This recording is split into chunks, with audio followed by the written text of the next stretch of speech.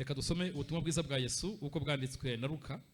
Igice cya mbere turahera ku murongo wa 5 tugisoze gisorezwa kuri 25. Nituhasoza turasoza ni igitabo cy'ibyakozwe n'intumwa. Turasoma ibice 27 dusome n'umurongo waho wa 42 dusoreze aho ngaho kuri 44 twumve ikimana ivugana natwe dukuremo ijambo rimwe dusenge. Reka dusome mu izina rya Yesu. Ku ngoma ya Herode umwami w'Iyudaya hariho umutambyi witwaga Zakariya wo mu mugabane wa Biya, wari ufite umugore wo mu bakobwa ba Aroni witwaga Elizabeth. Bombi barabakiranutse imbere y'Imana bagendera mu mategeko n'imihango by'umwami Imana, byose ari n'inyangamugayo. Ariko ntibagiraga umwana kuko Elizabeth yari ingumba, kandi bombi bari bageze mu zabukuru. Nuko ubwo Zakariya yaragikora umurimo w'ubutambyi imbere y'Imana, kuko umugabane we utahiwe n'igihe ubufindo buramufata, nk'uko umugenzo w'abatambyi wari uri, ngo ajye mu rusengero rw'Uwiteka kosa imibavu. Muri icyo gihe cyo koserezamo imibavu rubanda rwasengeraga hanze. Maze marayika w'umwami Imana amubonekera ahagaze iburyo bw'igicaniro cy'imibavu. Zakariya amubonye arikanga agira ubwoba, ariko marayika aramubwira ati witinya Zakariya, kuko ibyo wasabye byumviswe. Umugore wawe Elizabeth azakubyarira umuhungu, uzamwite Yohana. Azakubera umunezero n'ibyishimo, kandi benshi bazanezererwa kuvuka kwe.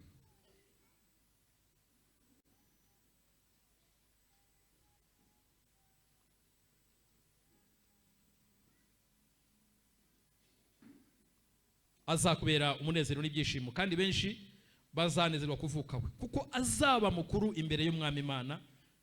Ntazanywa vino cyangwa igisindisha cyose, kandi azuzugwa umwuka wera uhereye akiva mu nda ya nyina. Benshi mu Bisiraheli azabahindurira ku mwami Imana yabo, azagendera imbere yayo mu mwuka n'ububasha bya Eliya, asanganye imitima y'abase n'iy'abana n'iy'abatumvira Imana. Azabayobera mu bwenge bw'abakiranutsi, ngo ategure ubwoko bwatunganirijwe umwami Imana. 18 haravuze ngo Zakariya abaza marayika ati, ibyo nzabibwirwa n'iki ko ndi umusaza n'umugore wanjye akaba ari umukecuru? Marayika aramusubiza ati, ndi Gaburiyeli uhagarara imbere y'Imana, kandi natumwe kuvugana nawe ngo nkubwire ubwo butumwa bwiza. Nuko dore uragobwa ururimi, kandi ntuzabasha kuvuga kugeza umunsi ibyo bizakuberaho, kuko utemeye ko amagambo yanjye azasohora mu gihe cyayo. Abantu bategereza Zakariya batangazwa nuko atinze mu rusengero, maze asohotse ntiyabasha kuvugana nabo, bamenya yuko hari icyo yerekewe mu rusengero. Akajya bacira amarenga, akomeza kuba ikiragi. Iminsi y'imirimo ye ishize asubiriwe, bukeye umugore we Elizabeth asama inda, abihisha amezi 5. Aravuga ati, uku ni kumwami Imana yankoreye mu minsi yandebagamo ikanteturira mu bantu. Tuvuge ngo amen.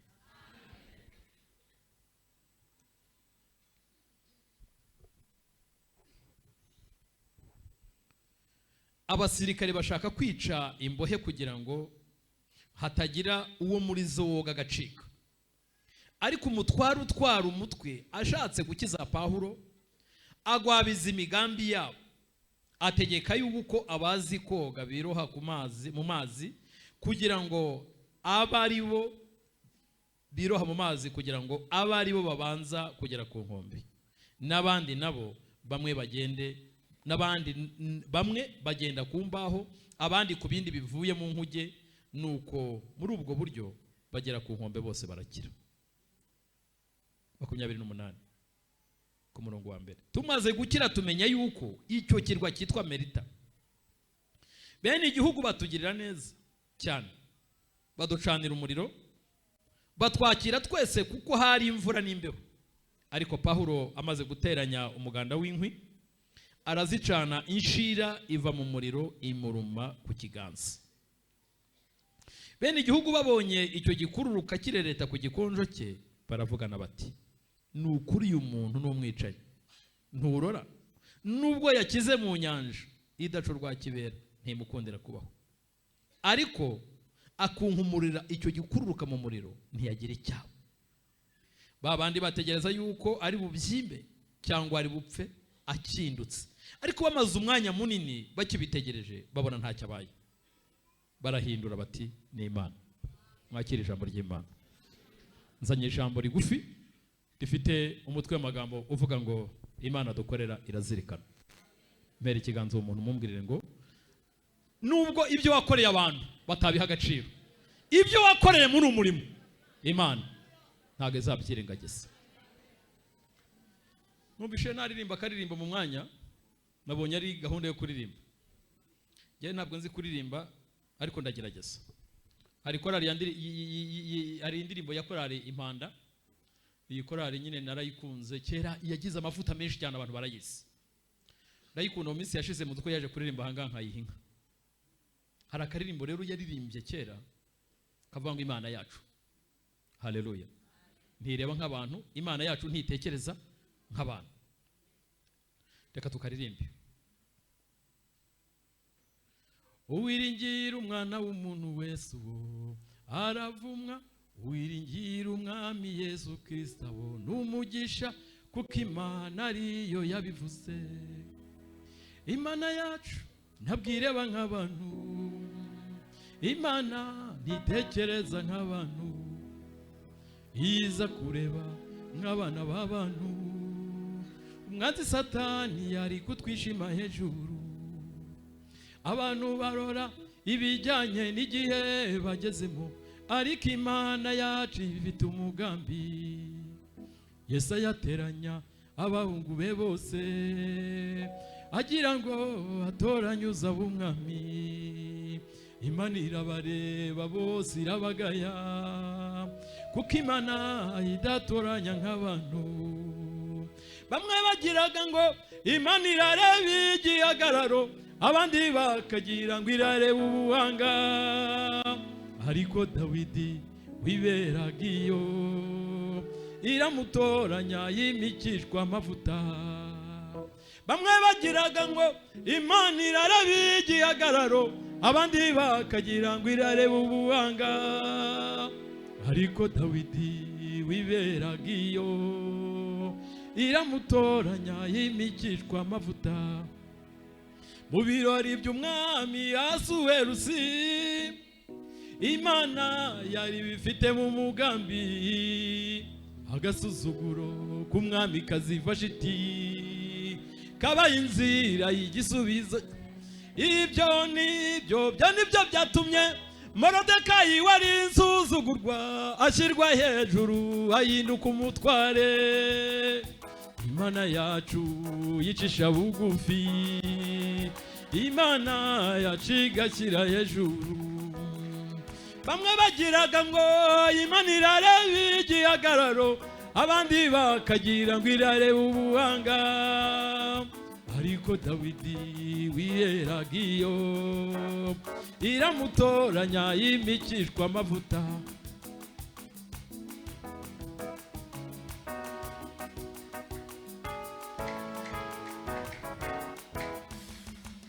Mu birori by'umwami Ahasuwerusi, Imana yari bifite mu mugambi. Agasuzuguro k'umwamikazi Vashiti kabaye inzira y'igisubizo. Ibyo nibyo byatumye Morodekayi wari insuzugurwa ashyirwa hejuru ahinduka umutware. Imana yacu icisha bugufi, Imana yacu igashyira hejuru. Imana yacu iguhaye nawe ukwima, Imana ikwimye nta n'uwagusukiramo.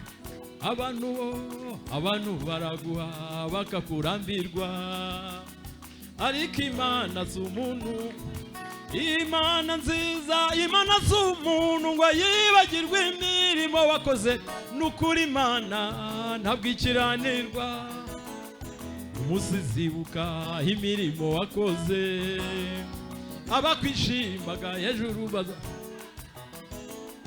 abavugaga yuko ari ukudakizwa neza abo ngabo,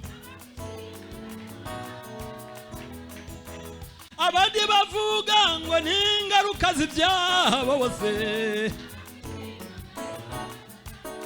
abo ngabo bazamenya ko Imana ariyo yagukunze, abo ngabo bazamenya ko Imana ariyo yagutoranyije abo bose. Ni ukuri ko Imana ishobora byose.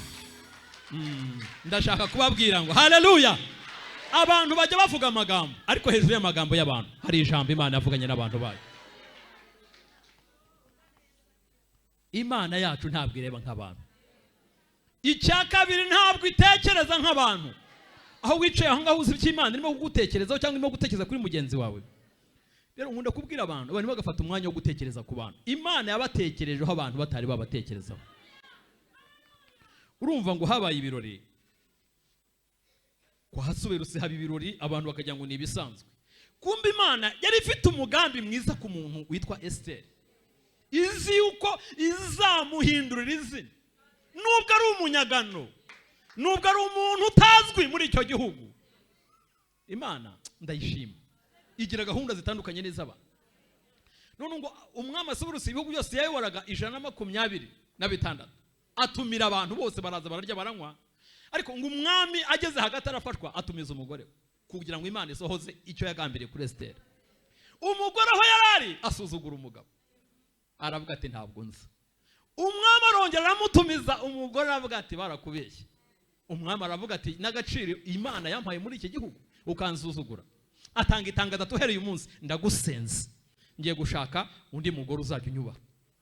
Ngo muri ibyo bihugu bashakisha umukobwa wabana n'umwana, ngo bashakisha abakobwa beza bazi gutereka amazi, bashaka abakobwa beza bazi kwambara mini, bashaka abakobwa beza ngo abantu nyine bagendera ku bisanzwe, nabitukuje nabisize mu korogo.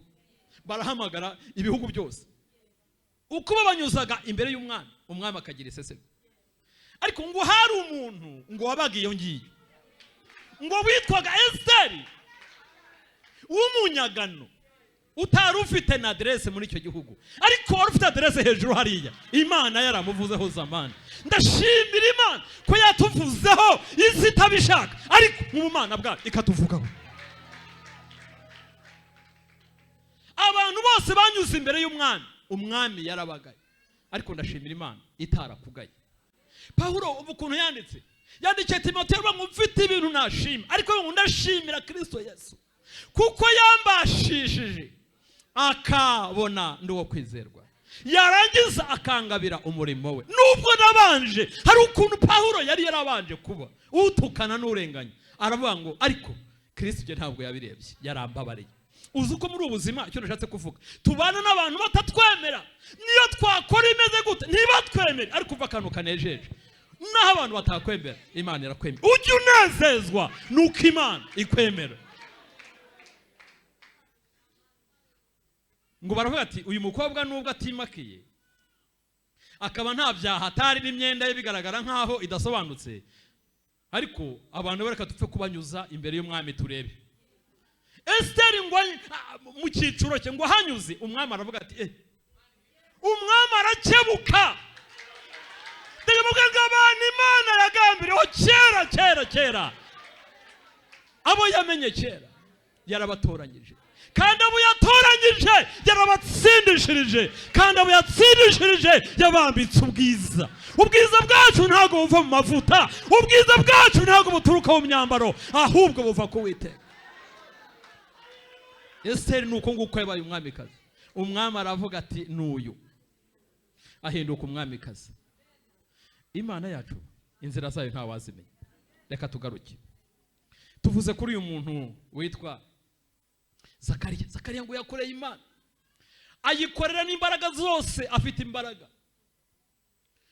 ariko ngahura n'igishakwe gikomeye muri uyu murimo. Abantu bajya bakorera Imana, ibisitaza ntabwo bijya bibura, ariko bireba ngo ntibizabura, ariko umuntu ubizana mu bandi azabona ishyano. We rero nta n'umuntu wakizanye, ahubwo Imana niyo yari yarakizanye ngo arashaka. Zefaniya yashimye Imana, turarira twese, nigishe mu iteraniro rya mbere ndimo kurira. Imana ngo hari ukuntu igikinga ibintu abantu bagasenga bakagira ngo ntabwo bayumvishije. Isezerano Imana riragerageza. Bibiliya iravuga ngo kugeza igihe ryasohoreye ngo ryaramugerageza. Zefaniya yagendanye naryo imyaka 47. Hakongera muri bishoboka kubibata ariko ni wewe wavuze. Ariko ngo Imana ngikanye mutuma abantu uzenga kamubwira ngo ntuzigire nabi ntuzangwe n'urwago. Niwo muntu avuye imurenge rwose ngo adasomye ko rwago. Ariko aka kantu n'Imana igira gute irakandika. Nabubwe ngo Imana igira gute bene data irazirikana.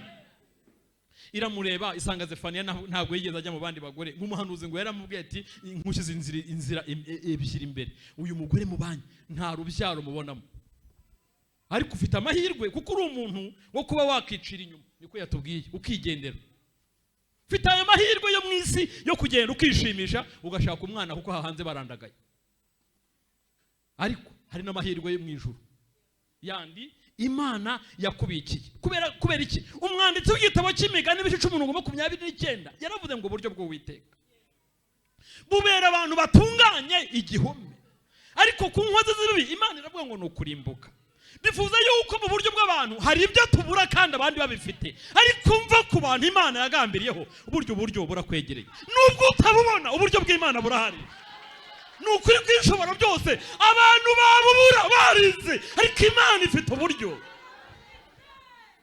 nukuri kwishobora byose umva ukuntu Dawidi yavuze muri Zaburi 37:25 yaravuze ngo nari umusore imyaka irinze ingana gutya mbaye rukukuri ariko sinigeze mbona umuntu wubashye Imana imureka cyangwa se ngo urubyaro rwirirwe mu muhanda ruvuga ngo wampaye igiceri ahubwo agiye umugisha iminsi kera ariko twizamura ibiganza Imana izirikana ireba imvune abantu bagiriye muri uyu murimo twongere twitegera amaboko no kuri kwishobora byose uyu murimo uravuna perezida ntago bizi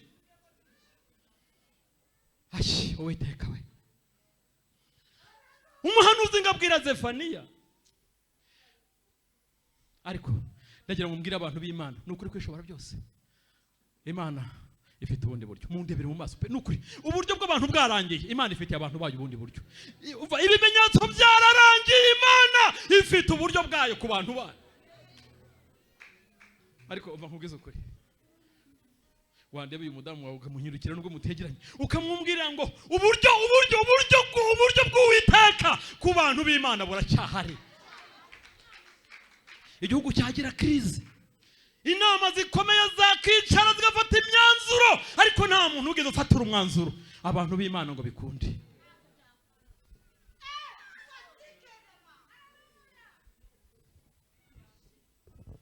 umuhanuzi ngo abwira Zefaniya ngo aramubwira ngo yaramaze 6 ngo inzira ebyiri hari inzira y'abantu hari inzira y'ijuru urahitamo iyihe ariko kubigaragara ngo bagiye kwa muganga muganga arababwira ati bana mwihangane icyitwa urubyaro nta ruhari muri urugo Zefaniya ngo agerageza kwikomeza kubiteka ngo arihangana nawe muvuzeho kubera yuko nibituvuze byose byaranzwe kandi byose byavuzweho n'Imana ngo arabango ntabwo umva ngwiza ukuri hari umuntu wavuze ngo nkiri mwisi sizikuraho kubiki inyangamuga arabango gukiranuka kwanye ndagukene umva Zefaniya wampaye nakata ariko naje nkukoze mu kiganza uzakomeze uzabinyangamugaye yanshimiye Imana aravuga ati umva waransezeranyije neza unyaturaho amagambo meza Imana ititaye ku myaka mfite ititaye Imana itagira isoni zo gukora Imana itita ku magambo nibyo abantu bavuze ko ari ku Imana ayiwe munkorere ka kantu dutega amaboko tuyategera Imana mwese mutega amaboko yanyuwe turirimbire yabikoze we iyi Mana yacu duhetse ku mugongo wayo we tubibonye dusa n'abarota we aba yarindiye mu mujyi ku manywa nijoro namwe mutega amaboko yanyu we turirimbire yahabaye we yitwa amahoro yacu Uwiteka Imana iduhetse ku mugongo wayo we iyo twibutse imirimo yayo tumera nk'abarota we. Tugarukira aho ngaho, umwanzi w'ibihe ni amasaha agitega nayo iri hanze buriya irashaka kwinjira, ariko mu nyamire tuzamura amaboko tuyishimire. Imana itagira isoni, Imana itareba imyaka, Imana itareba ibihe, Imana itareba titire, Imana itareba igiye gukora, itagira ikindi kintu ishingiraho, ntirebe kuri kavukire, nirebe ku kintu. Ni Imana yo kubahwa, ni ukuri kwishobora byose. Birashoboka ko utayumva ve, ni ukuri nukomeza kubaha Imana, Imana izakugeza kuri. Bikubwiye nk'umutambyi, ni ukuri ko Imana ishobora byose. Imana ntabwo igira isoni, kuko ubwayo yiheraho igakora, nta kintu iheraho. Abantu hano bagira ibyo baheraho, ariko ubwayo ijya no kurema yihereyeho. Sefaniya aravuga ati ntabwo nziyanduza, ariko ngo akajya ahura n'amajwi y'abantu bakamubwira ati ariko se gusenga Imana idatanga abana bimaze iki? Ngo bakongera bakamukomeretsa. Ariko ibyo bintu bijya bituma Imana irushaho kukuzirikana, ngo kugeza ubwo yihanganye, kugeza igihe wa mugore we yatahiye atarigeze aca ku ruhande. Nawe wipime, ari wowe byagenda gute? Ariko ngo Imana ngo ikaba yaravuze ngo hari uburyo bundi bwo mu ijuru. Zefaniya aza gusengera mu bana b'inkuba twasengeye aha ngaha, ariko Imana itagira isoni ivugana na Zefaniya n'umufasha we yaragihari, ivugana na Zefaniya. Zefaniya mushyira ku muhanda avuga numvishije Imana ivuga, uburyo izabikoramo we ntibikureba. Umva ukuntu Imana, amagambo y'Imana ateye ubwoba, zirimo kubwira Muneza n'ubwo ngo Imana iturusha ubwenge.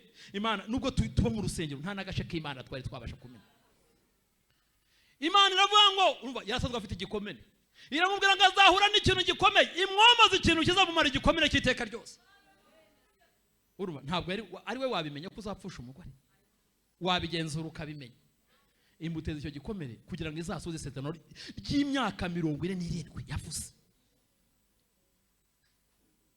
Ndi mu bantu nari mfite isezerano, ndayimubwira turi mu mbuga hanze, ndamubwira ngo ndahiye Imana nkorera nakoreye nzava mu cya hafi. Mu bihamya Imana yari yarambwiye ko ntashobora kuva hanga mu cya hafi. Zefaniya atari yahagarara ku ruhimbi ashima Imana atari umwana we, apana w'abandi, umwana we. Imana yari mu bihamya yari yarambwiye, biramwe ngo mu bimenyetso bigaragaza yuko mu mirimo navuze ko nzakorana nawe, nuko uyu musaza ukuze Imana ikora ititaye muri za 80, ariko nagira ngo ongera umumbwira ngo yigirire ikize. Imana itita ku myaka.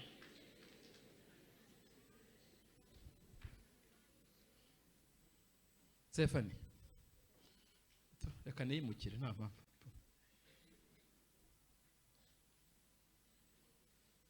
Njya gukorera n'Imana handi. Imana uko yabigambiriye igira gute irabikora. Ubu nari maze iminsi ntegereje nimo kuvuga nti hari abantu hano numvaga Imana nifuza kubona dushima Imana, kubona numvaga nshaka kubona furaha twite, kandi nzabibona furaha. Imyaka yawe nushaka kugiyimbwira cyangwa uyihorere. Ndagira nkubwire ngo Imana ni Imana ikora n'ibimenyetso byarageze gute, byararangiye. Ndavuga ibimenyetso by'abadamu, ntago mvuga ibimenyetso bisanzwe.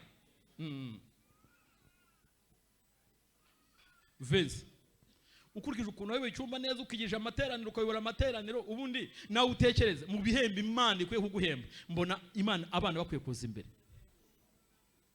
Hano hari umubyeyi wanyandikiye arambwira tuvuga Imana neza, ariko izananyibuke nanjye nkure kuri uyu musozi. Mubyeyi turimo turarebana amaso ku maso, Imana ikwibukire muri iteraniro nawe, iguhe icyo umutima wawe uyisaba, iguhe guheka nawe. Nimba hari ikintu kiryoha no guheka, ndaje mbibabwire mu mwanya ukuntu byagenze kwa Zakariya. Kwa Zefaniya ndahimutse. Uyu mupapa witwaga Zakariya nawakorera Imana, nta kintu na kimwe yigomwe, akavuga ati nzagukorera niba shaka bavuge. Nitaye ku magambo n'amajwi. Nimba hari ikintu gice banege ni uruvugo. Hari igihe umuntu avuga ati uriya savuze iki, ariko Mana sinyandobandura ku butoni, ariko ntimutahe mutanyweye fanta nge nguze. Mwicara ha mu ntebe sirasa ajye kuzizana muzinywera aha ngaha, kandi buri muntu byibuze amwe nk'uducupa tubiri. Kuko hari ibintu nabonye, hari ukuntu bakorera akajese gatoya, nkabona abadayimoni baribwiriza bava mu materaniro. Sinyandobandura ku butoni. Ubwo nyine Betfaga nishaka kubegera murasangira. Ariko bari yaba mama babonye ukuntu nkunda umuntu ukorera Imana nta complex. ariko iby'Imana yakoze ubwabyo bigize gute? Birihagira, birivugira. Amateraniro akirangira abadiyakoni bahita bajya kuzizana hano. Cyo kuzana petifage begere musangire.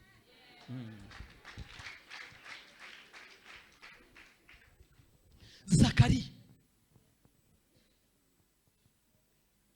abwira Imana ari bati nubwo nta mwana wampaye, mbizi neza nta n'ibimenyetso byuko tuzabyara, ariko ntabwo nzacika intege zo kugukorera. Akomeza gukorera Imana mu rusaku, akorera Imana abantu bavuga, akorera Imana ku manywa, akorera Imana nijoro, akorera Imana muri nibature. Ntiyacibwa intege uko nta mwana. Mukomeze mwiyongeremo imbaraga nubwo ibihe bigoye, nubwo amajwi ari menshi, ariko mukomeze mukorera Imana. Imana mukorera irazirikana. Birashoboka yuko paseri nanjye nta bimenye ibyo wakoze, ariko iyo wakoreye ifite ahantu igenda ibyandika. Imana iri mu ijuru irabireba. Nk'igihe cyari kigeze cyuko umugabane wari ugezeho kugira ngo ajye gukora umurimo wa gitambyi, ariko ngo habaga n'ubufindo. Ubufindo no gukora kw'Imana birahura ngo pa. Zakariya bari bufata kari uzajya gutamba igitambo kose bibavu mu rusengero rw'Uwiteka. Imana iravuga iti wankurekera iminsi ba myinshi igahimwa n'umwe, uyu munsi ntabwo uri buncike. Hari igihe tuzakora tugira ngo nibisanzwe, Imana ikadutunguza umugambi wayo mwiza ukadusohora. Ahageze Imana ihita yohereza marayika wayo. Ahageze atangira kumuha amakuru meza, ariko mubwiza ukuri mumperekera mwe Imana ikumpere marayika ukubwira amakuru meza. Umaze igihe wumva amakuru mabi, umaze igihe urota inzozi mbi, Imana ikumpere marayika ukubwira amakuru meza. Harabazana amakuru y'urucantege, harabazana amakuru yo kuduhahamura, ariko uyu munsi Imana ikohereza marayika uvuga amakuru meza ahumuriza imitima. Hari igihe umuntu aza kukubwira ngo ntacyo uzigezaho, ayo makuru ntidukeneye kuyumva, ariko Imana ikohereze marayika uzanira amakuru meza ku buzima bwawe. Harazana mubwira twakoreye Imana igihe kinini, ariko Imana ikuntumyeho imbwiye yuko umuhati wawe wageze mu murimo yawubonye. Kubw'ibyo isanze udakwiye gusa udafite umuntu wakwita dadi, ariko Imana ntigira isoni. Zakariya ngo yarageze mu zabukuru, nta n'amahirwe yo kuba yabasha kuzahahira umwana, ariko ndashimira Imana ko ibyo abantu batabonera inzira, ibyo abantu babona naho byanyura, Imana ibona yuko yo nta kintu biyitwaye.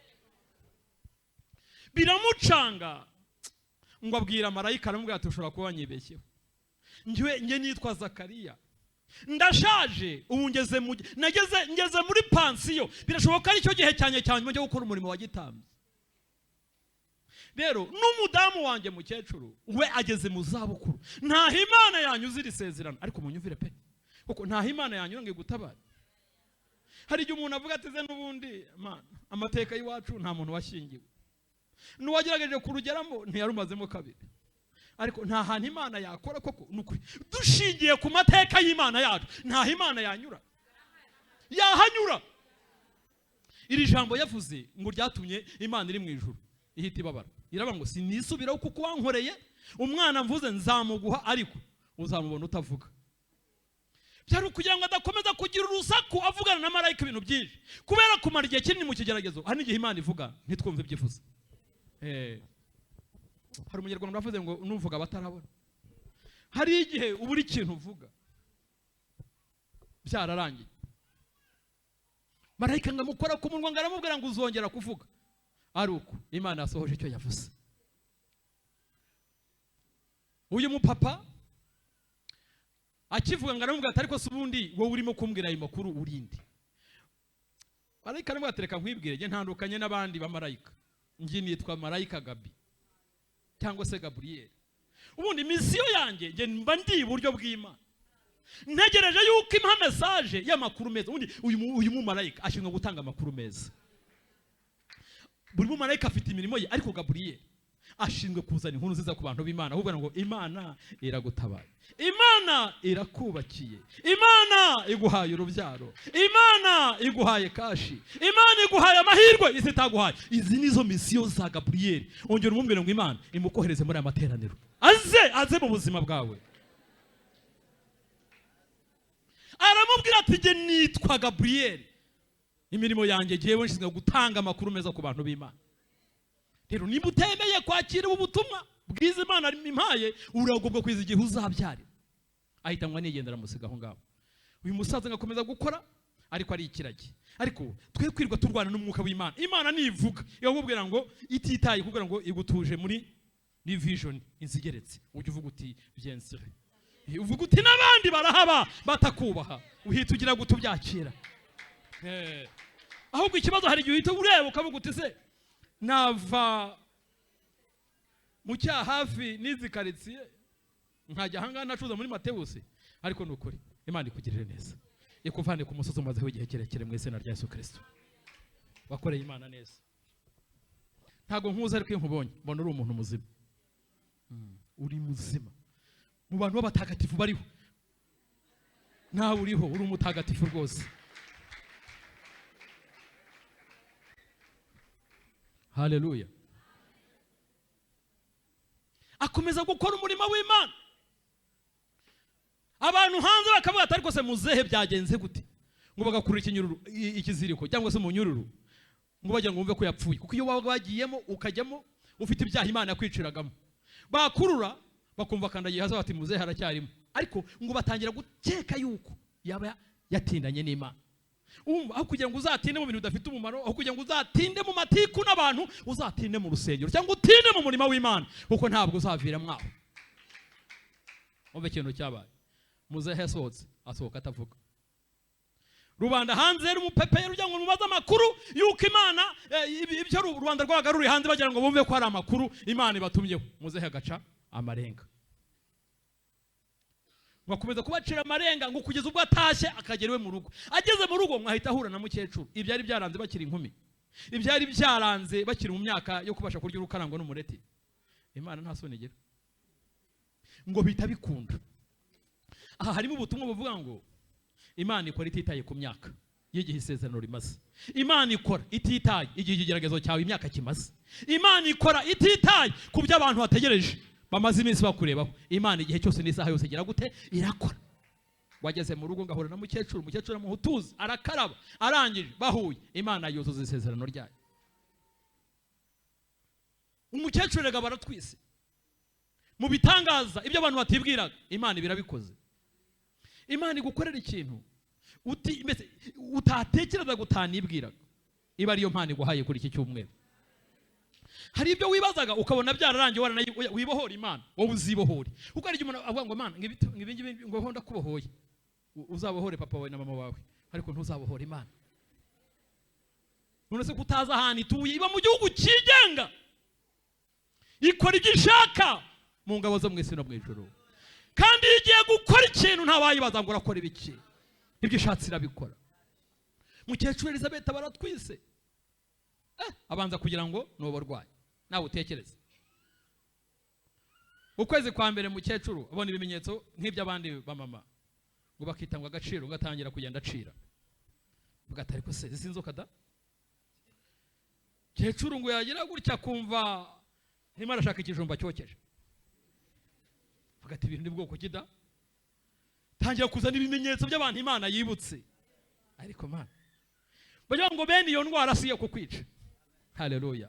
Ahubwo niyo kugira gutuma izina ry'Imana ryamamara. Cyacoro nk'umuntu mukuru nta ikografi zabagaho, ariko aravuga ati ibi ni ibimenyetso by'Imana. Iyi ndango yayihishe amezi 5. Avuga ati abantu bazavuga ngo iki koko. Ntibazagira ngo ninzaduka. Ngo arihisha yihisha mu nzu ntiyasohoka. Ariko ngo bigeze ku kwezi kwa 6 mukecuru aravuga ati po amasezerano y'Imana nta muntu wayahisha.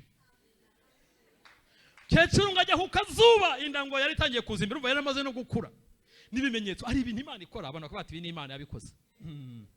Umva ukuntu byagenze. Mu bitangaza 10 Mose yakoreye mu Egiputa.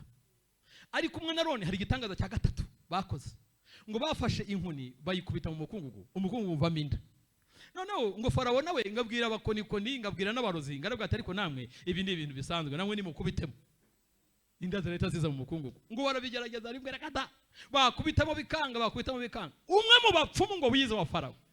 Ngaramubwira ati je nabikurikiranye nabibonye. Ibi byo ntabwo bikozwe na Mose na Aroni. Ibi bikozwe n'urutoki rwo Uwiteka. Hari ibintu Imana ikora abantu bakabati iki nitezevu. Kigakubita ku munwa bazima akaba bati umva nkwiza ukuri. Hari igikubakira urugo akantu bakabati n'ukuri kw'Imana. Uru rugo batswe n'urutoki rwo Uwiteka. nta muntu ugukubita inkonje, nta n'umuntu ugucyurira. Ariko ma ngo jya muri siporo watangiye kuzana ibiro, ariko witeka we iyo rwubatse ruba ruri finyore ku buryo umuntu arubamo akabona ruramukwiriye. Haleluya. Nimba hari ikintu kiryoha ni ukubona Imana iguhaye umugabo mukunda, nta kantu nkundira muneze, turaturanye, atitaye yuko umugore atwite cyangwa kadatwite. Iyo basohotse mu rugo niwe umutwaza isakoshi, aka kantu kirukana abadayimoni narakagukundiye. Ndavuga nti uzi igisobanuro cy'urukundo. Umugore ntashobora kwirakaza mutwaje isakoshi, reka niyo byaba birimo ibyahi by'abana n'abawe, ugomba kujya uyitwara ukavuga uti ndaguhakeye kuko nakurutishije abakobwa bose mu mujyi wa Kigali no hanze. Ukajya imbere bakagushorera n'ukuri kw'Imana ijoro ryose. Ibi ngibi umva nkubwiza ukuri. None se ko twemeye kunywa igikoma kuzuba saa 8 turi abantu ba papa, dufite n'amafaranga kuri konte, ntabwo tuza ahantu firigo zirimo byari ziri. Uze se mu mwanya se ngiye guhita nkisoma kandi mureba ukuntu hashyushye. Ibintu biravuna, ibintu biteye ubwoba. Mukecuru aravuga ati hari ibintu udashobora kudukuraho ubugabo n'agaciro Imana yaduhaye. Kubaha Imana ntabwo bishobora kumwiza ukuri, ntabwo kumwiza ukuri kukinywa geze bintwaye iki, kabandi bazi ngo se bakikwita muri ruhururu bakanahara. Nigeze gucumbikira umuntu w'umuprofeseri. Umuprofeseri, icyo tuvuga profeseri ni umuntu uri hejuru y'umuntu ufite PhD. Twamutiza ahantu ho kuryama mu kazi, yarangiza agakora ibyamfura mbi mu buriri, yarize. Ariko umva ukuntu wacu yavuze, umwanditsi w'igitabo cy'imigani yavuze ngo kubaho witeka niko bwenge, kandi kuva mu byaha niko kugira gute, niko kujijuka. Ibyo kumbwira ngo warize ufite nk'impamya bumenyi ariko urara mu gasozi winjira abana bakiruka mu rugo, nta gaciro, zero. Mukecuru twigarukire tunasoza. Mukecuru avuga ati igihe abantu bavugiye bareke n'imirimo y'Imana ivuge. Imana igukorera ikintu gituma uva mu rwihisho. Reka mubwire aka kantu, Imana igukorera ikintu gituma ubu hari inzira abantu batakinyuramo. Imana igukorera ikintu gituma noneho wanyura no mu isoko uvuga utari kundi bambonye. Hari ibintu Imana ikora we abantu bakavuga ati ariko abantu babibonye. Umva kubera ibigeragezo by'icyerekezo n'abantu batuvuze, ubu usanga amagambo yacu yararangiye. Umva ukuntu Dawidi mu ntambara ndende nibazo n'intambara yaje kwandika Zaburi ya 46 ku 17. Habwira Imana arayibwira ngo uwite unyereke ikimenyetso cy'ibyiza kugira ngo n'abanyanga bakirebe bamware, kuko wowe Uwiteka untabaye ukamara umubabaro. Muri riteraniro Imana iguha ikimenyetso cy'ibyiza gituma n'abanzi bakireba. Hari ibintu Imana ikora abadayimoni bakamwara. Mukecuru ihongeye gusoreza, masaha yagiye, byose ni handi ha Sofiya. Ndi mu magambo avuga ngo Imana igira gute, irazirikana. Haleluya. Nkorera mu kiganza cya mwarimu ngo Imana irazirikana. Imyaka igira muri 5 dukorana hanga, ntago ibintu byose wakoze naba nkibyibuka. Ibintu byose wakoze uyobora icyumba Simbana nahari ntago nabyibuka. Umva president naba baririmbye mukorana za repetition mwagiye mujyamo n'imirimo mwagiye mukora, ibyo ntago nabimenya. Ariko mumpera ikiganza mumwe ngo hatabuzaho na kimwe, hatabuzaho n'umunsi n'umwe, hatabuzaho umunota, hatabuzaho isaha, hatabuzaho n'isegonda, imirimo yose wakoreye Imana, Imana yanditse ku nkingi z'umutima wayo. Yibuka Zakariya ititaye ku myaka. Hari abantu Imana yibutse haboneye umwanya wo kuvugaho, ariko nawe yarakwibutse. Niyo mpamvu wicaye, niyo mpamvu ukiriho, nanjye niyo mpamvu nkiriho. Imana irazirikana papa. Ntabwo yitaye ku magambo abantu batuvuze, ntabwo yitaye ku mivumo abantu batuvumye, ntabwo yitaye ahubwo yitaye ku byo twakoze. Umve cyabaye kwezi kwa 6 mukecuru hatangira kwiyereka abantu batangira kuvuga. Kwezi kwa 7 akajya yinyurisha ahantu haba imyenda y'abamama n'udukweto tujyanye n'umuntu wakoreye Imana. Nukuri kwishobora byose. Akofura nta sakoshi wazanye umunsi. Umuntu yifite nta kibazo. Hari usakoshi ubona nyine ubona ukavuga utaka gasakoshi nako ni Imana kabisa, nukuri kwishobora byose yagatanze. utuntu twacu twose tuba dufite ubusobanuro ku Mana. Nta ko umuntu w'Imana ntimuzane utw'abajeni, muzane utw'abasakoshi z'abamama. Nta kibazo, ntabwo nkoramo niyo haba harimo n'amafaranga, nziye ko ndi n'umukirisitu. Siniza abasirimu. Kecuru yikoza mu isoko, ariko ntayifite akanuza ko hejuru da, se namenya kwitwara neza byagiye. Aha, nta kintu bitwaye. Kecuru arayihashye, barabata ariko se uyiwe biti. Arangije mukecuru ayikubita urutugu. Bantu barabata ariko se uriya mukecuru w'inda iri imbere arwaye urushwima, cyangwa se n'uburozi yahuye nabwo, cyangwa se n'ibitambaro yishyizemo kugira ngo abantu bamenye ko nawe. Ariko iyi Imana ikoze n'ingendo irahinduka. Kamemu y'Imana ikuvuzeho utangira no kwiyumvamo ibintu by'amasezerano. Iyi Imana ikuvuzeho itari yakora, burya hari n'abadayimoni batangira gupfa. Byo gucira byaye byararangiye, umwana agize cyo kuvuka, urusaku rwabaye benshi, abantu batangiye kumubaza. Mukecuru nawe afata ijambo, arimo kugenda aravuga ati Imana impaye uruvugiro mureke mvuze. Aravuga ati ntago nkira Elizabeth wa zamani. Imana natwe yatwibutse, yibutse ko twayikoreye ku manywa na nijoro, yibutse agahinda twagiye tugera mu murimo wayo, yibutse uruvuga abantu bagiye batuvuga.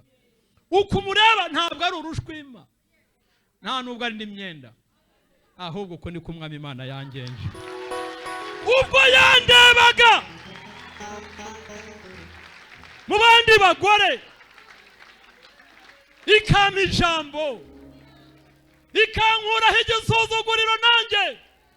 Uru ntabwo ari urushwima, n'agakweto kavuga ubutumwa kadashobora kumusitaza. N'isakoshi irimo amasezerano. Aravuga ati uku niko nanjye umwami Imana yangenje. Ubwo yandebaga mu bihe by'umubabaro ikanteturura mu bantu, arangije aravuga ati mu bandi badamu nanjye nzitwuhiriwe. Umva, ndagira nkubwire ngo Imana nawe iguteturure mu bantu. Mumpera ikiganza mumwe n'ukuri, mu bikugoye mu biguhangayikeje yateturiye Elizabeth, nawe iguteturure mu bantu. Papa, mu bantu ntabwo ari sawa, mu bantu badukikije Imana iguteturure. Twabike imitwe yacu dusenge.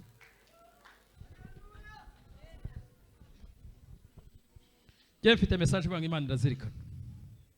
Pawulo yakoreye Imana neza mu gihe cye, igihe kigeze baramufata bamuziza ubutumwa bwiza,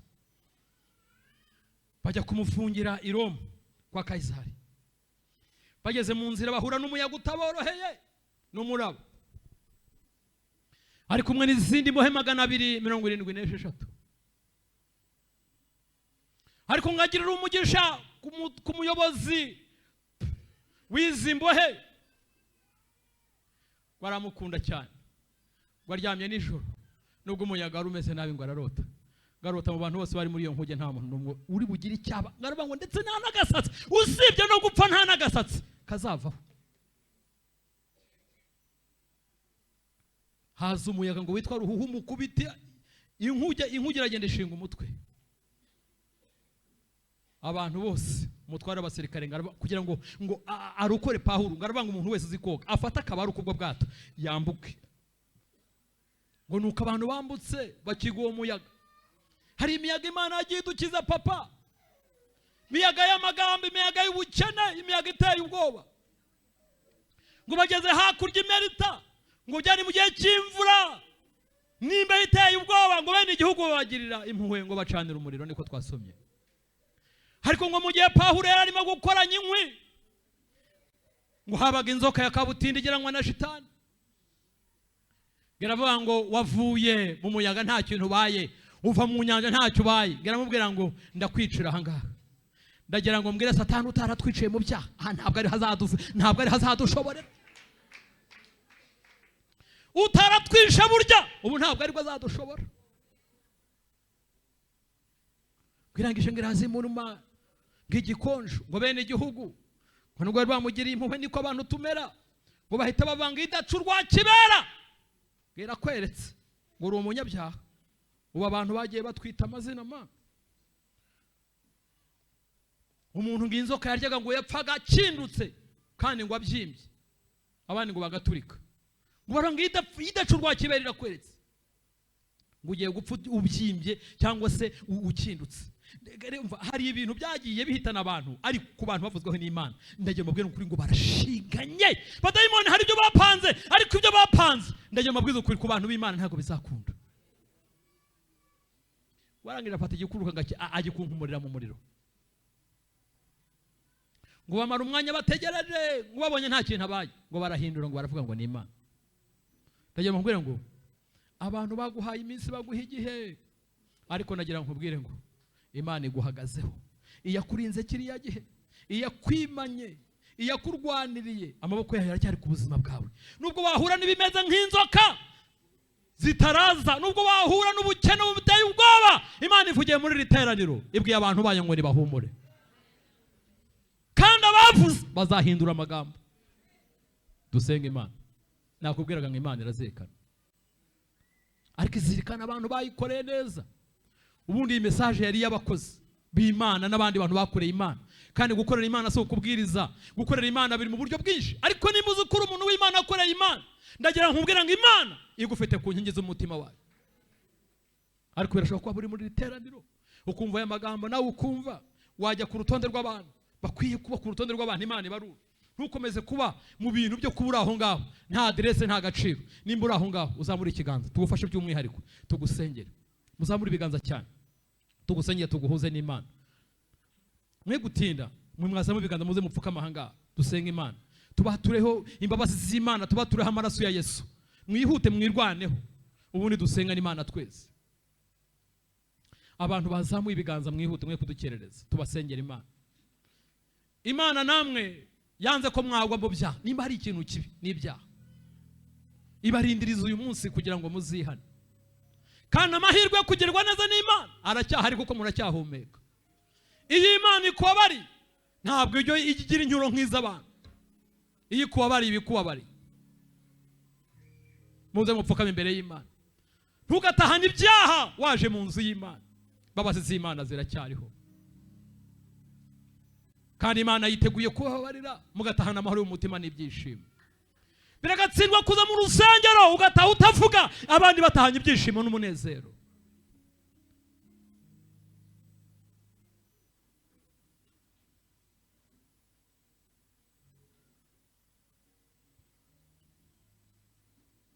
Iminsi tumaranye n'Imana yacu, haleluya, ntabwo igira ubanura abantu ku butoni. Aba nabo baje uyu munsi barajya ku rutonde, nta nubwo bari bujye kuri Sukuveri, barajya ku rutonde rw'abantu b'Imana. Imana ikwiye kugirira neza. Niba Imana yaributse Zakariya ikibuka ba Esera abo twavuze, ikibuka ba Elizabeth bageze mu zabukuru, mwebwe muracyari n'abatoya, mureke kwigirira nabi, mureke kuba mu buzima bwo kwitandukanya n'Imana nta handi mushingiye. Uzi kubura Imana ukabura n'abantu, ukabura epfo ukabura ruguru, ugasigara uri aho ngaho umangamanga. Ariko imirimo abantu bose bagiye bakorera Imana bakiranuka, ndahamya neza ntashidikanya ko iyi mirimo na Bibiliya bivuga nibasoza n'urugendo Imana iyi mirimo izabaherekeza.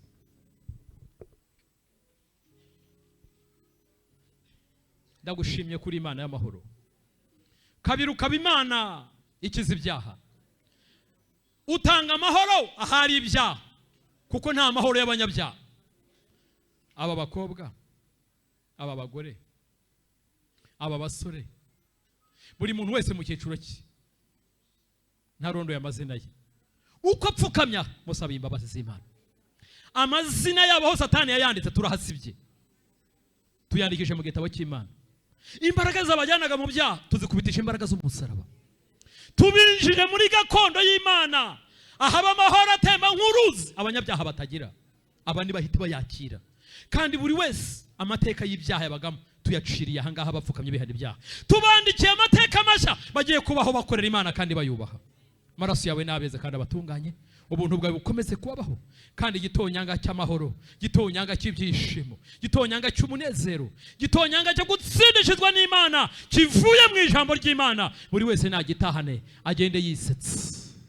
Ndagushimye ko wababariye kandi kubahinduye bashya, bakaba babaye bazima, bakaba baguhindukira uruhereruka iziteka ryose, kubw'izina rya Yesu Kristo niko mbasaba imbabazi nizeye, amen. Rero uyu mubyeyi nabamfashirize, ariko mbere yuko musohoka mwari nibahagarara aha nabo n'abandi bose nibahagarare. Mu bantu Imana ikwiye kugenderera n'abantu bazemo kuko bihannye. Dufite abantu bamaze igihe kinini ku misozi y'ibibazo bikomeye. Birashoboka yuko ushobora kuba warabwiye abantu bakabyumva ntibagire icyo babikoraho. Birashoboka yuko hari n'iby'amafaranga adakoraho, ariko mureke tubibwira Imana. Tugiye kuvuga ngo wowe wibutse Elizabeth, wowe wibutse Zakariya, wowe wibutse Zefaniya, uyu uri hano amaze kugira 47, nanjye unyibuke. Haleluya. Ese murabyizeye? Murabyizeye? Bibiliya banga bidashobokera abantu ku Mana bigira gute? Zamura ibiganza tubwire Imana, kandi wibwire, wavuga utavuga, ariko tugiye kuvuga ngo Mana ibuka aba bana. Ijambo ryawe wandikishije riravangwa witaye ku gusenga ko batagira shinge na rugero, udasuzuguye gusenga kwabo. Uyu muririmbyi aririmba ngo ndetse n'umwana mutoya uzi gusenga Imana ntabwo azagira ubwo, azafashwa no gusenga. Uyu muririmbyi aribanga ibihe nsenga Uwiteka bintarura mu mpagarara, bikansindira ubukana bw'umwanzi, bikanyinjiza aho datari. Ibi bihe nsenga Uwiteka benyemeza yuko asubiza. Ndasenze muri iri teraniro rya kabiri, ramburira ibiganza buri wese bijyanye n'uko agushaka. Kora igitangaza muri iri teraniro ku buzima bwacu. Kora ku ndwara zanze gukira zikire. Kura urupfu muri iri teraniro rwari rumaze igihe kuri uyu muntu. Kura igisuzuguriro kimaze igihe kinini kuri uyu muntu. Gisuzuguriro cyo kubengwa, gisuzuguriro cy'ubukene, gisuzuguriro cy'amadeni, igisuzuguriro cyo kujya mu nzu z'abandi bagenda bazimwimura muko bw'ibyo nuko bukeye. Kora igitangaza Mana. Gisuzuguriro cyo kutabyara, kora igitangaza. Kora ubukwe kuri uyu mukobwa Uwiteka. Tanga umuhungu ufite gahunda, tanga umuhungu wibaha Imana, tanga umuhungu utanywa ibisindisha. Turakwizeye kuri Imana ishobora byose.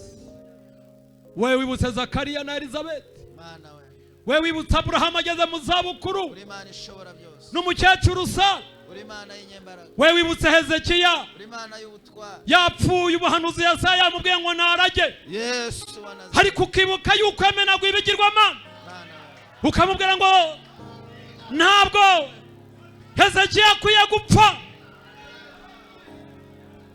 Kora igitangaza muri iri teraniro kuri uyu muntu ucuruza amafaranga ya banki bikaba bitarimo kugenda, kuri uyu muntu udafite igishoro, kuri uyu muntu urararira, kuri uyu muntu ufite urugo rumugwaye. Turakwizeye. Kora igitangaza Uwiteka. Haleluya. Kora igitangaza.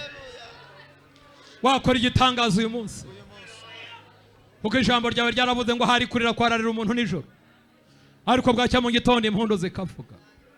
Kuko wimana amazi agakama, ariko wayatanga akubika isi. Kuko wibuka imisozi itabimenye, wimura imisozi itabimenye, warangiza ukayubikana uburakari bwawe bukomeye, wica imigambi y'inshakura kugira ngo zisoze imirimo y'amaboko yazo. Iyo ubwiye umuntu ngo abeho abaho, iyo ubwiye umuntu ngo atere imbere atera imbere, iyo ubwiye umuntu ngo abyara arabyara, iyo ubwiye umuntu ngo yubaka urugo ararwubaka rugakomera, iyo ubwiye umuntu ngo uramushyingiye urugo rubaho, iyo ubwiye umuntu ngo uramuzi abikirangirire. Turebere muri iri teraniro. Kora bibaye saa 7:15. Rema. Kora igitangazo Uwiteka. Vugira imbere y'Imana. Kora igitangazo. Vanaho cyamunara. vanaho urupfu, vanaho igisuzuguriro, vanaho iterabwoba, shegesha amagambo y'abantu, ndatura kugendeza kw'Imana, duhe icyo kuvugira mu bantu, duhe icyo kuvugira mu bantu, ku buryo natwe tuzahagarara imbere y'abantu, natwe tukavuga ngo ni twebwe Imana yateturuye. Kora igitangaza Mana, abana bacu kora igitangaza bige, minerivare ziboneke, ubarinde uburara n'ubwomanzi, kora igitangaza Uwiteka. Reba amashimwe mashya hano mu cyahafi, reba amashimwe ku mfubyi, reba amashimwe ku bapfakazi, reba amashimwe ku ngumba, reba amashimwe Elohimu, bikorere kwiyubahisha. Kurikirira isengesho, abantu babyibagiwe, wowe ukore, kuko waravuze ngo ibuka isezerano rya ibihe byose, kandi ijambo wategetse ukarikurikirana imyaka ibihumbi. Kurikiranira isengesho, ukora imirimo n'ibitangaza, utanga amahirwe mashya. Tuzamuye ibiganza, tuzamura ibiganza imbere y'Imana tuyishimire. Imyaka twari tumaze kuri uyu musozi ndagushimye ko utwimuyeho. Igihe twari tumaze muri ibihe by'umubabaro urakoze kubituvanyamo. Ibi bihe abantu baramaze iminsi barira, urakoze kubahanaguye amarira ku maso, urakoze kuvanyaho abantu igisuzuguriro, urakoze kwibutsa abantu bawe ukabutuvanyeho umubabaro. Icyubahiro no guhimbazwa bibi by'Imana, kuko ariyo yonyine ibasha gukora imirimo n'ibitangaza bitabarika. Habwa icyubahiro Uwiteka, kuko mu byitwa Imana ntawe uhwanye nawe. Ababyeyi bakuvugirije impundu, abagabo natwe dukomye amashyi, turavuga ngo wowe ukoze ukwiriye gushimwa, wowe utanze iby'amahirwe y'abantu batakekaga. Haleluya, ukaba ubiduhereye ubuntu n'imbabazi, ushyirwe hejuru. Tubisabye Imana Data twizeye, kubw'izina rya Yesu Kristo umwami wacu, amen. Imana ibambere umugisha mu izina rya Yesu. Ariko mbwirira uyu muntu, umubwire ngo Imana mu cyimbo cy'ibyo wari umazemo iminsi, Imana ikunyerekera ikimenyetso cy'ibyiza.